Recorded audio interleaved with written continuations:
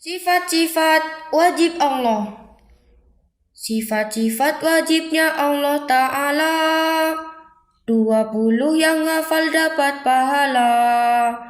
Pertama, wujud Allah berarti ada, dan buktinya adanya alam semesta. 2, sifat qidam tak ada awalnya. 3, sifat baqo tak ada akhirnya. 4, mukhalafatul lil hawadisi, artinya tidak ada yang menyamai. Dan kelima, qiyamuhu binafsihi, adanya Allah dengan zatnya sendiri. 6, sifat wahdaniyah itu satu, baik dalam zat, sifat dan perilaku. 7, kudro artinya maha kuasa, ada dan mentiadakan ciptaannya. 8, iradah itu menghendaki, tak ada paksaan pada sang ilahi. 9, ilmu yang berarti tahu terhadap segala macam sesuatu. 10, hayat hidup itu artinya tak akan binasa walau sementara. 11, sama yang artinya mendengar, maka percayalah jangan sampai ingkar.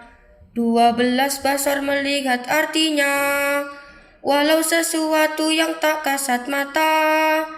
13, sifat kalam yang artinya berfirman tanpa tulisan dan suara. Qadiron, muridan, hayan dan aliman, sami'an, basiron dan mutakaliman, artinya sama dengan yang nomor 7 sampai 13, janganlah mengeluh, artinya sama dengan yang nomor 7 sampai 13, janganlah mengeluh. Sifat-sifat muhal Allah. Sifat yang muhal bagi Allah Ta'ala, yang tidak pantas untuk dimilikinya. Yang pertama, sifat Adam tidak ada. Kedua, kudus ada permulaannya. 3, fana, rusak dan tidak abadi. 4, mumasalatul lil hawadisi, qiyamuhu bi ghairihi. Yang kelima, artinya itu butuh tempat dan masa. 6, ta'adud artinya berbilangan, baik dalam zat, sifat dan pekerjaan. 7, ajun artinya tidak berdaya dalam menciptakan alam dan isinya. 8, karohah itu terpaksa atas hal yang telah dikehendakinya. 9, jahlun bodohlah artinya. 10, mautun matilah artinya. 11, sumun artinya itu tuli, dan itu tidak mungkin bisa terjadi. 12, umyun yang berarti buta. 13, bukmun bisulah artinya ajizan, karihan, asoma, jahilan, a'ma dan abkama beserta mayitan, artinya sama dengan yang nomor 7 sampai 13, mari kita teguh. Sifat jaiz Allah. Sifat jaiz bagi Allah hanya satu, mengerjakan dan tinggalkan sesuatu yang mungkin untuk diwujudkan. Mantapkan di hati dengan keyakinan. Sifat-sifat wajib Rasul. Sifat yang wajib bagi para utusan ada 4, jangan sampai dilupakan. Pertama, sifat sidik, jujur artinya di segala hal dan tak pernah berdusta. Sifat fatonah itulah yang kedua, artinya kecerdasan sangat sempurna. 3 tabligh menyampaikanlah artinya syariat Allah pada alam semesta. Sifat-sifat muhal Rasul. Sifat-sifat muhal bagi para nabi ada 4 dan tidak akan terjadi. Pertama, kizib artinya itu dusta. Baladah bodoh itu sifat kedua. 3, kitman artinya menyembunyikan syariat Allah yang telah diturunkan. 4, khianat tak dapat dipercaya. Semuanya adalah sifat tercela. Sifat jaiz Rasul. Hanya 1 sifat jaiz para nabi, tertimpa hal bersifat manusiawi. Namun hal itu tak sampai mengurangi derajatnya nabi yang mulia dan tinggi. Seperti tidur, minum, dan sakit ringan. Nabi juga menikah beserta makan. Seperti tidur, minum, dan sakit ringan. Nabi juga menikah beserta makan. Para nabi. Allah menjaga nabi dari maksiat, sama halnya dengan para malaikat. 25 jumlahnya utusan yang diutus untuk mengajak beriman. Yang pertama Nabi Adam yang mulia, yang menjadi nenek moyang manusia. Kemudian Nabi Idris yang kedua, yang sekarang masih hidup dalam surga. Nabi Nuh itu merupakan ketiga, selamat dari banjir besar melanda. Nabi Hud itu utusan nomor 4, diutus terhadap kaum bernama Ad. Nabi Soleh adalah nabi kelima. Kaum Samud adalah nama kaumnya. Yang keenam bernama Nabi Ibrahim, selamat dari api raja yang zalim. 7, Nabi Lut diutus di Sadumi. Kaumnya ditenggelamkan dalam bumi. Ke-8, Nabi Ismail terpilih. Pada saat kecil rela disembelih. Ke-9, Nabi Ishak sangat ramah, yang terlahir dari rahim Siti Sarah. Nabi Yakub urutan yang ke-10. Kehilangan Nabi Yusuf tak mengeluh. Ke-11, Nabi Yusuf yang bermimpi, yang menjadi isyarat sebagai nabi. 11 bintang, matahari, rembulan, pada Nabi Yusuf sujud bersamaan. 12, Nabi Ayub yang diuji, selalu bersabar dalam menghadapi.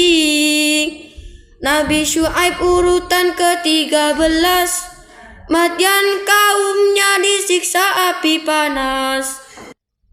14 Nabi Harun urutannya, berdakwah bersama dengan Nabi Musa. Yang ke-15 itu Nabi Musa, diutus ke Raja Fir'aun yang durhaka, mempunyai tongkat yang luar biasa, dan Bani Israel adalah kaumnya. 16 Nabi Ilyas yang adil, juga diutus pada Bani Israel. 17 yaitu Nabi Zulkifli. Bisrun bin Ayub adalah nama asli. 18 Nabi Daud sang raja, yang dikenal dengan indahnya suara. 19 itu Nabi Sulaiman, yang dapat memahami bahasa hewan. 20 Nabi Ilyas sang pujaan, tidak akan mati sampai akhir zaman. 21 itu Nabi Yunus, yang pernah dimakan oleh ikan paus. 22 Nabi Zakaria, dibunuh dengan cara dianiaya. 23 itu Nabi Yahya, putra tunggal dari Nabi Zakaria. 24 itu Nabi Isa, sejak bayi sudah bisa berbicara. Yang terakhir Nabi Muhammad Al-Amin, diutus untuk rahmatan lil alamin. Yang terakhir Nabi Muhammad Al-Amin, diutus untuk rahmatan lil alamin. Kitab-kitab Samawi. Ada 4 kitab yang Allah turunkan kepada Nabi yang menjadi pilihan. Kitab Taurat merupakan yang pertama yang diturunkan kepada Nabi Musa. Kitab Zabur urutan yang nomor 2 diturunkan pada Nabi Daud mulia. Kitab Injil itu urutan ketiga yang diturunkan kepada Nabi Isa. Perlu kalian ketahui bersama, Injil dulu dan yang sekarang berbeda. Injil yang sekarang banyak perubahan yang tidak sesuai asal penurunan. Yang terakhir adalah kitab Al-Quran, pembeda antara hak dan kebatilan. Diturunkan kepada Nabi Muhammad yang diutus kepada seluruh umat. Para malaikat Allah.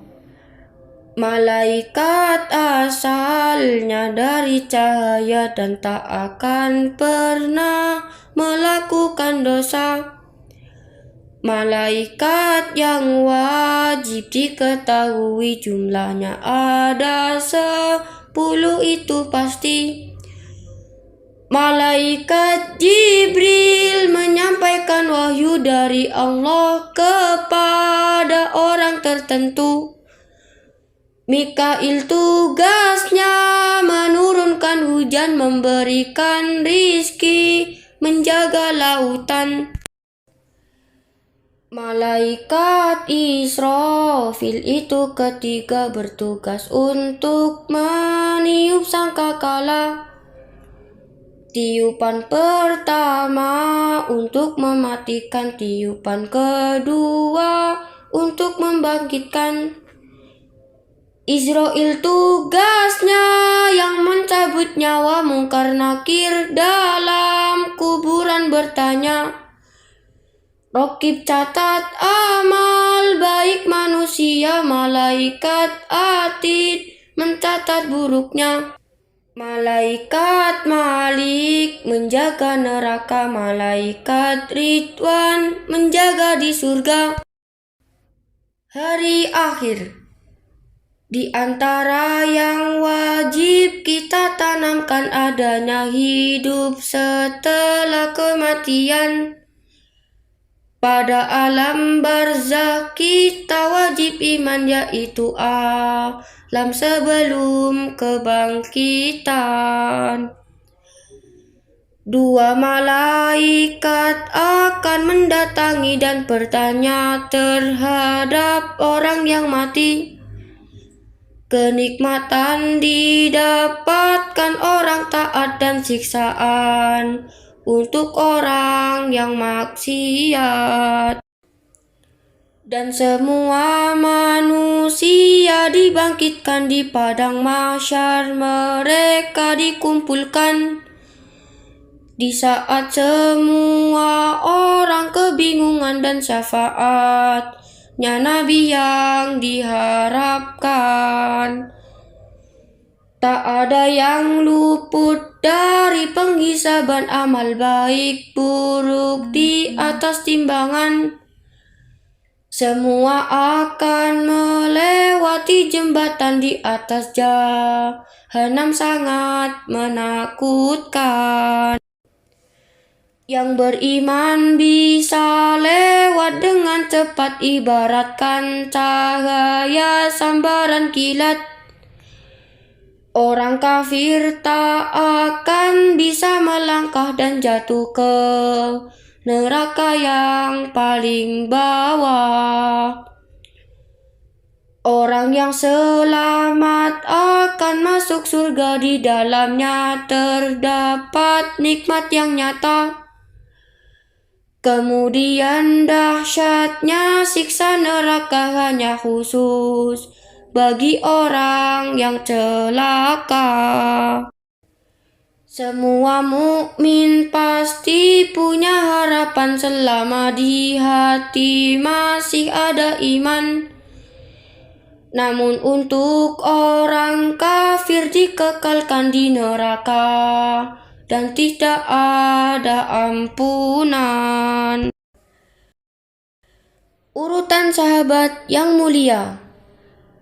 Urutan sahabat yang paling utama marilah kita ketahui semua. Sayyiduna Abu Bakar yang pertama, As-Siddiq membenarkan itu gelarnya.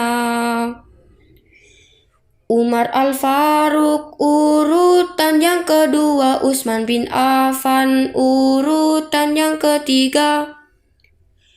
Urutan keempat, Sayyidina Ali sepupu serta menantu dari Nabi. Kelima orang yang dijanjikan surga ada 6 dan 4 yang di atasnya. Abdurrahman, Sa'id dan Abu Ubaidah, Zubair bin Awam, Sa'ad dan juga Tolha. Keenam, para tentara perang Badar yang mengalahkan pasukan orang kufar. Para tentara Uhud yang nomor 7 berjuang meskipun dikalahkan musuh.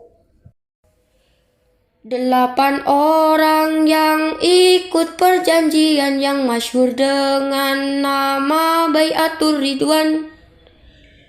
9 yang menututi 2 kiblat, mari kita hafalkan dengan semangat. Nama-nama Nabi Muhammad. Sebagian ahli sufi menyebutkan 1000 nama yang telah ditetapkan.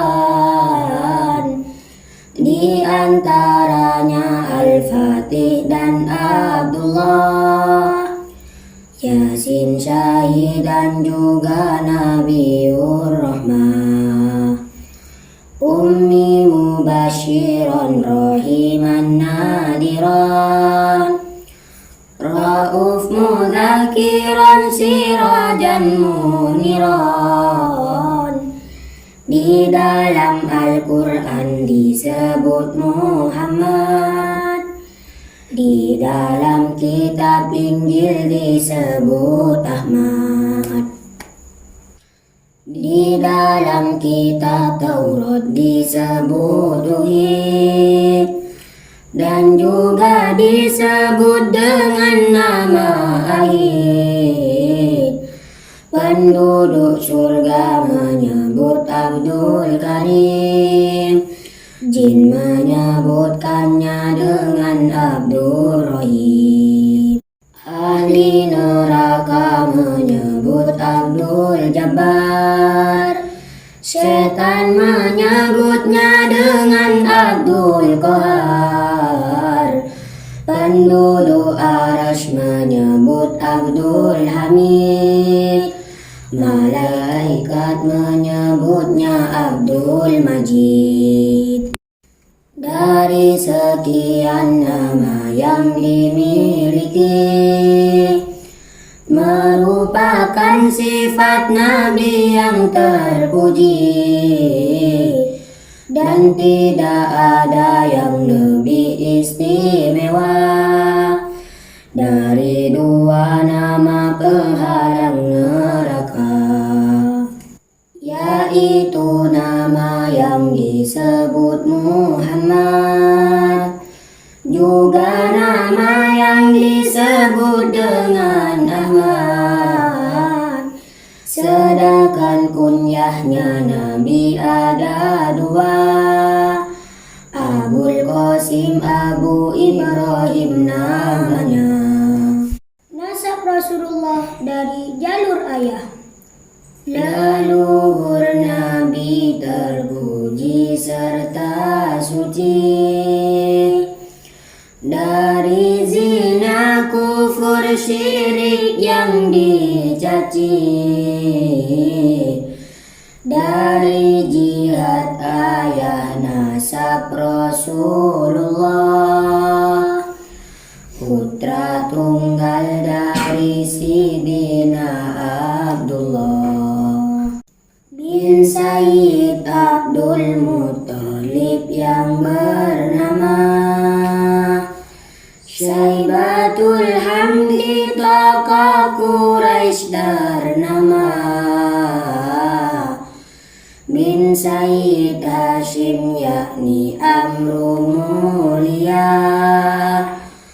putra Abdi Manas Mughirah namanya, putra Qusay yakni Mujammi bin Kilab, yang bernama Hakim yang masyhur di Arab,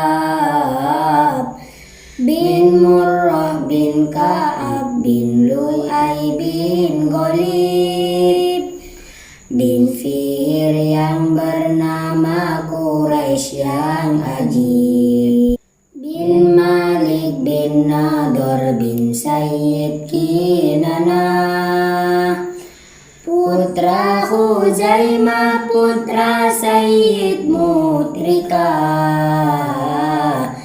bin Ilyas bin Mudar bin Nizar bin Ma'ad, bin Adnan nasab yang sahih dalam sanad. Nasab Rasulullah dari jalur ibu. Dari ibu Nabi, putranya Aminah, putri Wahab bin Abdi Manaf yang gagah, bin Zura bin Kilab, dan Kilab kumpulnya. Nasab Nabi dari ayah dan ibunya. Istri-istri Rasulullah. Mari kita mengenal istrinya Nabi, 11 yang rumah tangga dengan Nabi, Siti Khadijah Al-Kubra yang pertama, Putri Khuwailid wanita yang ternama. Sayyidah Saudah putrinya Raden Zam'ah, istri keduanya Nabi yang solehah. Tiga Siti Aisyah rawinya Rasul, putri Abu Bakar As-Siddiq yang unggul. Empat Siti Hafsah putri Sayyid Umar Ibnil Khattab yang gagah setan pun gentar. Lima Ummul Masakin Sayyidah Zainab, putri Huzaimah ke kaum miskin akrab. Enam Sayyidah Hindun Ummu Salamah, putri Abu Umayyah istri yang ramah. Ketujuh Sayyidah Zainab putri Jahash, ada dua nama Zainab harus jelas. Delapan Ummina Siti Juwairiyah, putri Hadis istri yang amat solehah. Sembilan Sayyidah Sofiyah yang tekun, putri Huyai keturunan Nabi Harun. Siti Romlah istri Nabi ke-10, putri Abu Sufyan yang jadi sesepuh. Istri Nabi putri Haris ke-11, Sayyidah Maimunah yang sabar dan ikhlas. Putra-putri Rasulullah, putra-putri Nabi yang agung dan suci, ada 7 wajib cinta haram benci. Dari Ummi Khadijah 6 putranya, dari Maria Kiddia yang satunya, yakni Sayyid Ibrahim yang dilahirkan di Madinah dan di sana dimakamkan. Putra Ummi Khadijah pertama Qasim, Nabi memanggil dirinya Abul Qasim. 2 Zainab yang ke Abul As, nikahnya putra Rabi dan Halah adik ibunya. 3 Siti Ruqayyah yang menikahnya ke Utsman bin Affan kedua kalinya. Pertama nikah ke Utbah sepupunya anak Abu Lahab, tapi di firoknya. Sayyidah Fatimah Az-Zahra keempat menikah ke Sayyid Ali hingga wafat. 5 Siti Ummi Kulsum yang nikahnya ke Sayyid Utsman ba'da wafat kakaknya. Putra Nabi yang ke-6 yang terakhir Sayyid Abdullah yang masyhur Thayyib Thahir. Kedua putra Nabi wafat duluan waktu kecil qabla masa kenabian. Sayyid Ibrahim wafat saat umurnya setahun 10 bulan usianya. Cucu-cucu Rasulullah, cucu Nabi jumlahnya ada 9, dari 3 putri Nabi yang unggulan. 6 cucu dari Sayyidah Fatimah, 3 putra, 3 putri istiqomah, yaitu Sayyid Hasan dan Sayyid Husain. Yang terakhir adalah Sayyid Muhsin. Dan yang perempuan bernama Ruqayyah sejak kecil telah kembali ke Allah. Kemudian Siti Zainab lah namanya Sayyid Abdullah bin Ja'far suaminya. Siti Umi Kulsum cucu sang baginda Khalifah Umar bin Khattab suaminya. Cucu Nabi dari Siti Zainab dua, Sayyid Ali Siti Umamah kedua. Cucu Nabi dari Ruqayyah Abdullah umur 6 tahun kembali ke Allah. Jumlah cucu junjungan alam 9 harus hafal, jangan sampai dilupakan. Jumlah cucu junjungan alam 9 harus hafal, jangan sampai dilupakan. Fisik Nabi Muhammad. Nabi diciptakan bentuk yang sempurna, baik dalam fisik dan juga akhlaknya. Tidak pendek dan tidak terlalu tinggi, itu merupakan postur tubuh Nabi. Dengan warna putih kemerah-merahan warna kulitnya Nabi akhir zaman. Bahkan setiap rumah yang ditempati sekalipun gelap akan diterangi. Bagaikan gelombang ombak di lautan merupakan bentuk rambut sang idaman. Rasulullah melihat di malam hari ibaratkan melihat di siang hari. Dan Nabi juga bisa mengetahui sesuatu meskipun membelakangi. Namun kita tidak bisa menggambarkan kesempurnaan fisiknya sang pujaan. Karena Imam Qurtubi menjelaskan manusia tidak punya kemampuan.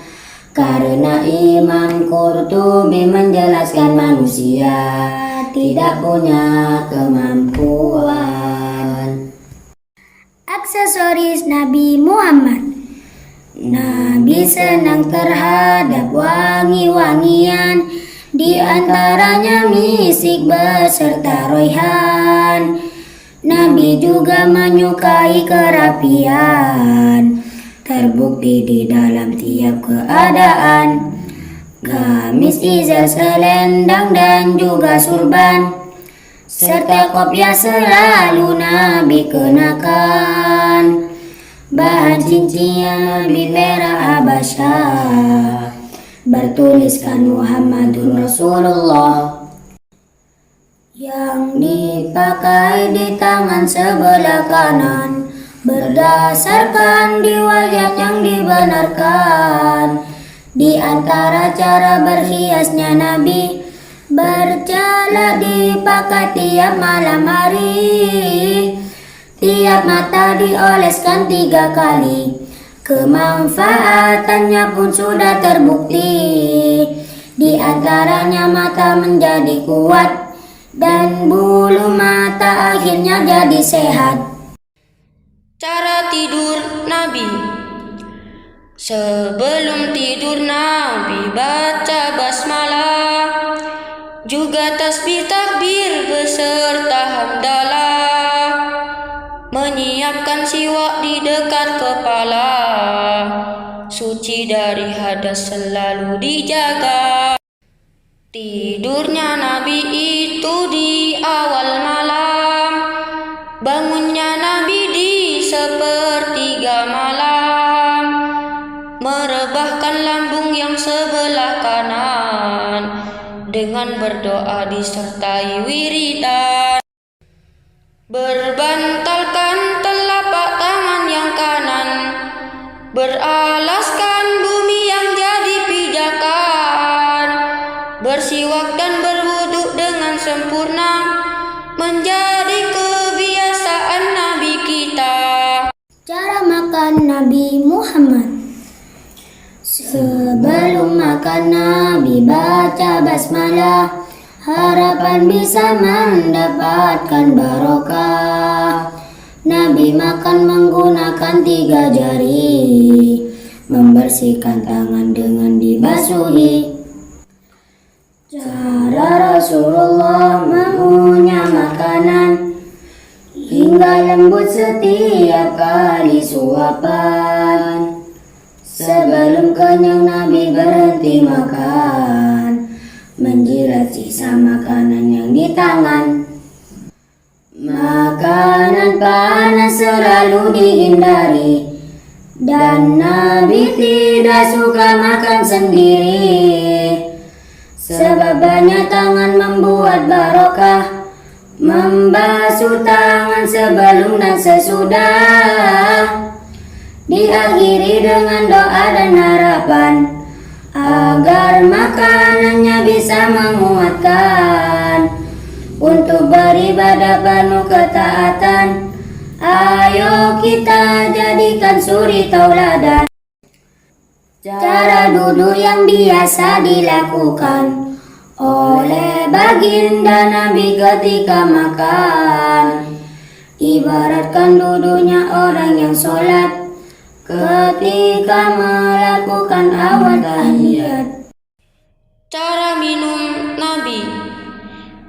Minuman Nabi dari zam-zam dan susu beserta air dingin dicampur madu. Nabi melarang minum sambil berdiri kecuali zam-zam, jangan diingkari. Nabi tak pernah bernafas dalam wadah, mendahulukan kanan saat jamaah. Memegang wadahnya dengan tangan kanan dan diminum dengan cara pelan-pelan. Sebelum minumnya membaca basmalah dan diakhiri dengan baca hamdalah. Tidak langsung minum setelahnya makan, apalagi dingin dan yang dipanaskan. Tertawanya Nabi Muhammad. Tersenyum itu ciri khasnya Nabi, dan jika tertawa pasti ditutupi. Meskipun ada riwayat menyatakan gigi geramnya hingga kelihatan. Hal ini jarang dan bukanlah larangan, itu hanya sebatas pensyariatan. Hal ini jarang dan bukanlah larangan, itu hanya sebatas pensyariatan. Bicaranya Nabi. Bismillah jadi awal pembicaraan dan juga selalu menjadi akhiran. Dengan nada yang lembut, jelas dan pelan berbicaranya sekedar kebutuhan. Bicaranya 3 kali pengulangan dihafal oleh orang yang mendengarkan. Tersusun dan nikmat saat didengarkan, sekalipun sedikit banyak kandungan. Perkataannya tidak pernah mencela, inilah cara bicara sang baginda. Marahnya Nabi Muhammad. Rona pipinya Rasulullah memerah ketika keadaannya sedang marah. Jika urusan agama direndahkan, bukan dalam urusan kepribadian. Nabi juga memberikan pelajaran saat kita marah, hendaklah lakukan. Jika marahnya berdiri maka duduk, dan tidur miring saat marahnya duduk. Berjalannya Nabi Muhammad. Ketika Rasulullah sedang berjalan, maka yang menjadi naungannya awan. Cara berjalan Rasul kuat dan cepat, ibaratkan bumi seakan dilipat. Duduknya Nabi Muhammad. Kebiasaan duduknya sempurna dengan menempelkan kedua pantatnya, merapatkan 2 paha ke perutnya, dan kedua tangan di atas betisnya. Akhlaknya Nabi Muhammad. Tidak ada yang lebih indah akhlaknya melebihi Rasulullah sang baginda. Sebagaimana Al-Quran menggambarkan kesempurnaan akhlak Nabi pilihan. Di antaranya lemah, lembut dan ramah, memenuhi janji dan ahli sedekah, pemaaf, sabar, warok dan murah hati, dermawan, zuhud itu sudah terbukti. Menjaga kerukunan antar tetangga dan selalu memuliakan keluarga. Tangannya Nabi tak pernah dipukulkan kecuali perang karena tuntutan. Dan anak yatim selalu dikasihi, menampakkan wajah yang berseri-seri. Sabar dan selalu memberi manfaat baik di dunia sampai di akhirat. Menyambung sanak famili dilakukan dan tak pernah mengeluh dalam cobaan. Dan juga baik dalam berinteraksi dengan sahabat, jugalah dengan istri. Mendahulukan salam saat bertemu, ini akhlak Nabi harus kita tiru. Keistimewaan Nabi Muhammad. Rasulullah terlahir sudah di hitan, berbau wangi, bersih dari kotoran. Lahirnya bersujud dan tangan berdoa, apinya majusi padam seketika. Tali pusarnya pun juga dilepaskan, yang termasuk dari keistimewaan. Kotorannya wangi dan ditelan bumi, itu benar adanya, jangan ingkari. Sisa minumnya berbau misik, asli ludah keringatnya jadi minyak wangi. Kencing dan darahnya Rasul itu suci, pohon merindukan kedatangan Nabi. Setiap candaan jadi kenyataan, serta Nabi pernah membelah rembulan. Setan tak mampu menyerupai Nabi meskipun hanya sebatas dalam mimpi. Siwak disunahkan dalam segala hal kecuali puasa setelah zawal. Dalam 3 tempat sangat disunahkan, saat mulut bau walau tidak makan, saat bangun tidur, saat hendak sholat, berharap pahalanya berlipat-lipat. Saat bangun tidur, saat hendak sholat, berharap pahalanya berlipat-lipat.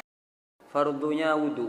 Fardunya wudu itu 6 perkara. Berniat ketika membasuhkan muka, membasuh wajah dan kedua tangan sampai kepada siku kedua tangan. Mengusap sebagian rambut kepala, membasuhkan kaki sampai ke tumitnya. Dilakukan dengan cara berurutan semua fardu yang telah disebutkan. Sunnah wudu. Baca basmalah, membasuh telapak tangan, berkumur dan hidung juga dibersihkan. Usap semua kepala dan telinga, bagian luar dan bagian dalamnya. Menyelati jenggot tebalnya lelaki dan jemari. Kedua tangan dan kaki, dahulukan anggota sebelah kanan, membasuh dengan 3 kali basuhan. Bergegas dalam usapan dan basuhan, sunnah wudu yang perlu dilestarikan. Bergegas dalam usapan dan basuhan, sunnah wudu yang perlu dilestarikan. Yang membatalkan wudu. Dengan 5 hal wudu menjadi batal keluarnya benda dari kemaluan. Tidur tak menetapkan 2 pantatnya. Yang ketiga, karena hilang akalnya, bersentuhan kepada yang bukan mahram, menyentuh farji dengan telapak tangan dalam qaul jadid juga disebutkan pegang lubang dubur dapat membatalkan.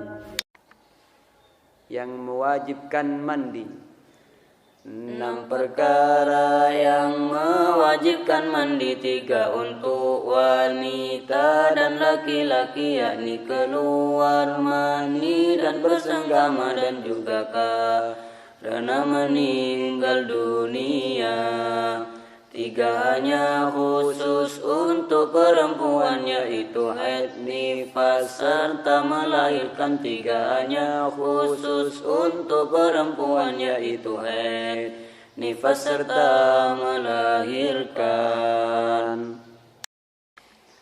Fardunya mandi. Fardunya mandi banyaknya ada 3, niat dan hilangkan najis jika ada. Fardu yang ketiga, air dialirkan pada rambut dan kulit seluruh badan. Sunnahnya mandi.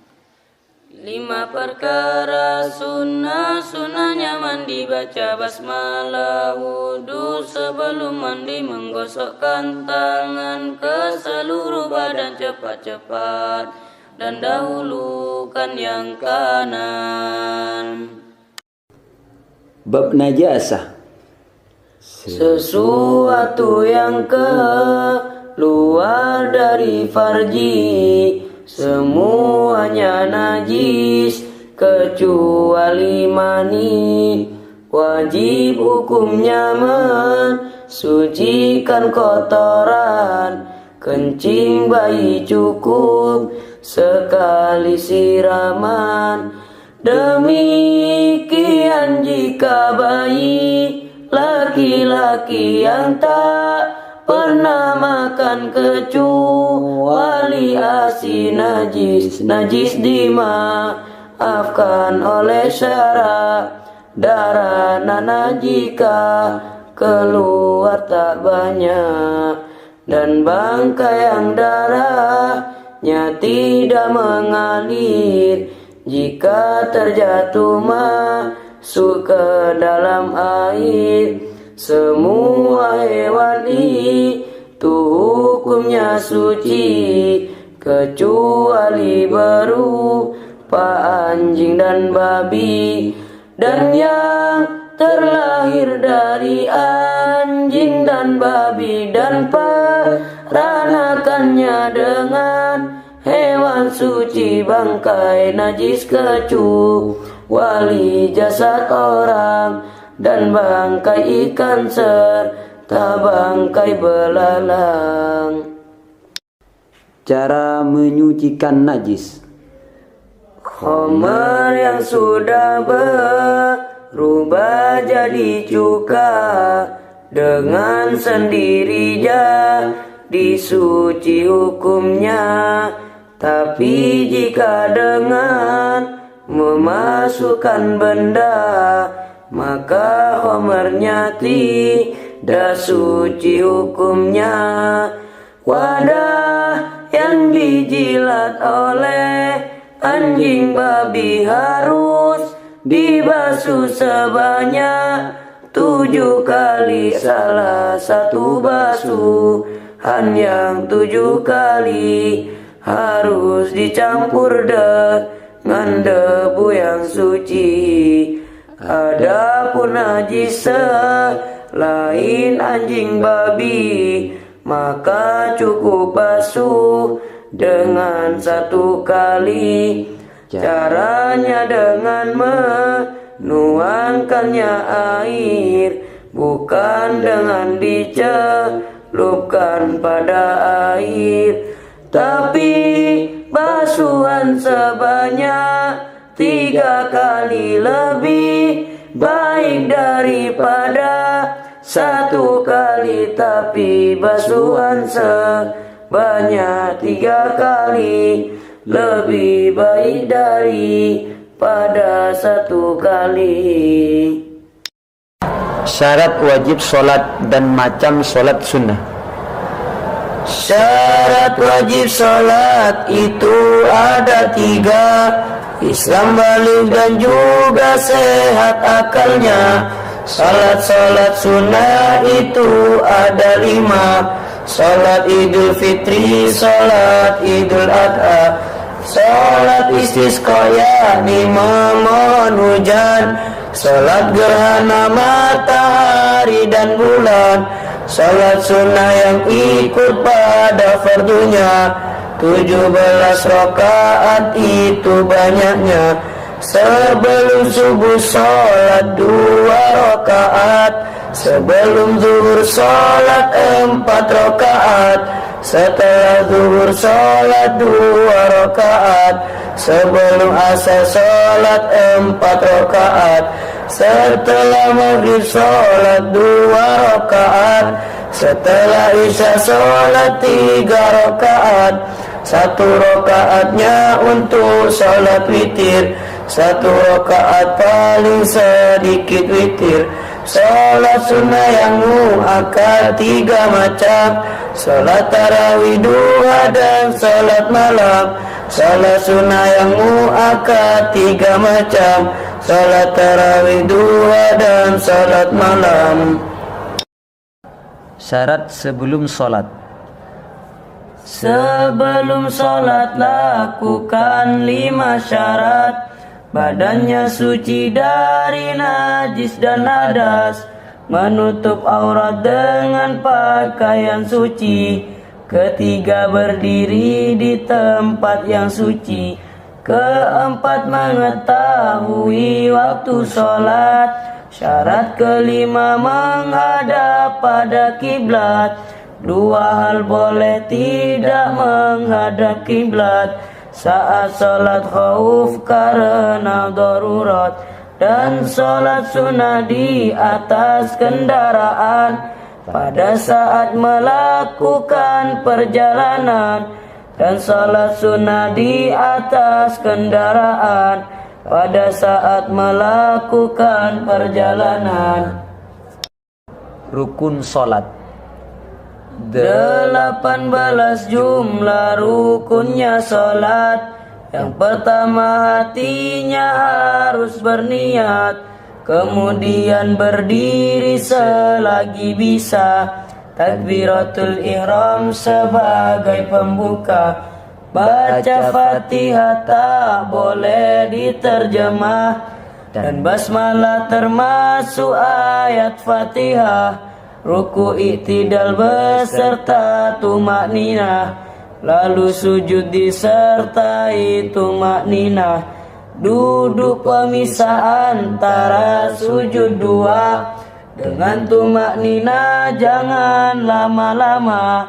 Duduk terakhir serta baca tahiyat atau tasyahud, lalu baca sholawat. Paling sedikitnya bacaan sholawat: Allahumma sholli ala Muhammad. Salam pertama untuk pamungkas sholat. Terbesit niat keluar dari sholat, melaksanakan semua rukun-rukun dengan cara berurutan dan teratur. Melaksanakan semua rukun-rukun dengan cara berurutan dan teratur. Baca amin setelah baca Fatihah. Baca surat setelah baca Fatihah. Bertakbir saat turun menuju ruku. Baca doa saat bangun dari ruku. Sedangkan doa yang dibaca adalah doa Sami Allahu liman hamidah. Saat i'tidal juga sunnah berdoa. Rabbana lakal hamdu itu doanya. Membaca tasbih saat sujud dan ruku. Letakkan tangan di paha saat duduk. Kala tasyahud jari kiri dibuka. Jari-jari kanan digenggam semua, kecuali telunjuk saat membaca. Ilallahu isyara keesaannya. Duduk iftiras di tasyahud pertama. Duduk tawarruk di tasyahud kedua. Sunnah yang terakhir, salam yang kedua. Ingat semuanya, jangan sampai lupa. Sunnah yang terakhir, salam yang kedua. Ingat semuanya, jangan sampai lupa. Perbedaan laki-laki dan perempuan dalam sholat. Dalam sholat terdapat 5 perkara. Perbedaan lelaki dengan wanita. 2 siku laki-laki direnggangkan jauh dari lambung yang kiri dan kanan. Mengangkat perut dari kedua paha ketika waktu ruku dan sujud tiba. Membaca tasbih jika imamnya lupa di antara lutut dan pusar auratnya. Merapatkan perut dan kedua paha saat ruku dan sujud bagi wanita. Wanita harus memelankan suara di samping laki-laki bukan mahramnya. Bertepuk tangan jika imamnya lupa. Seluruh badan itu aurat wanita, kecuali wajah dan telapak tangan. Jika di luar sholat seluruh badan. Sedangkan auratnya budak perempuan, auratnya di antara lutut dan pusar. Sedangkan auratnya budak perempuan, auratnya di antara lutut dan pusar. Yang membatalkan sholat. 11 yang dapat membatalkan sholat. Sengaja bicara dan banyak bergerak. Sebab hadas najis terbukanya aurat. Berubah niat tidak menghadap kiblat. Sebab makan minum tertawa dan murtad. Semuanya dapat membatalkan sholat. Sebab makan minum tertawa dan murtad. Semuanya dapat membatalkan sholat. Waktu makruh sholat. 5 waktu makruh tahrim untuk sholat. Bila tidak ada sebab yang mengikat. Yang pertama setelahnya sholat subuh sampai terbit matahari tetap makruh. Dan ketika terbitnya sang matahari hingga sempurna terbitnya sang mentari dengan ukuran 1 tombak tingginya. Perkiraan menurut pandangan mata. Ketiga matahari di tengah langit hingga bergeser walau hanya sedikit.